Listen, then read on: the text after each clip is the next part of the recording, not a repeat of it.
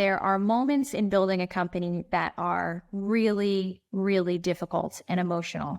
Like when we had just really started to get some momentum at Habi and COVID hit and we were under pressure from some of our investors to cut overhead by 30%. At that moment, our only overhead effectively was payroll. And we had just convinced all of these people, really smart, amazing people who we really loved and were happy to have, to leave their steady jobs at the beginning of the pandemic and trust our vision and join Habi. So we were really loath to do anything there.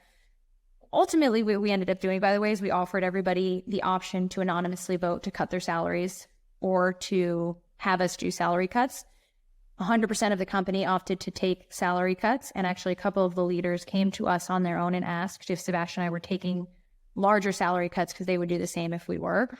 So we made it through fine. We raised the A, we increased everyone's salaries even more. And I think it was a really meaningful bonding experience for the company. But anyway, that was really, really stressful for a good reason. As you go through this crazy kind of like fundraising cycle and you see everything in the news and there's all of this whirlwind of kind of PR, I think it's really important to just like keep your feet on the ground and take one foot in front of the other and just build and know that dollars are green no matter who they're from. And you just need to keep serving the ultimate client in the best way that you can, and things will go from there. At the very early stages, it's hard for anyone outside of the team to be that helpful.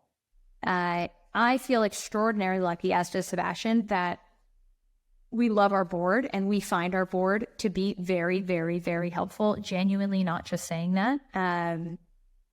In a lot of decisions that we make, some related to personnel, some related to strategic direction, some related to just like on the ground kind of knowledge and connections, like SoftBank in Mexico, for example, has been tremendously useful as we open up that market.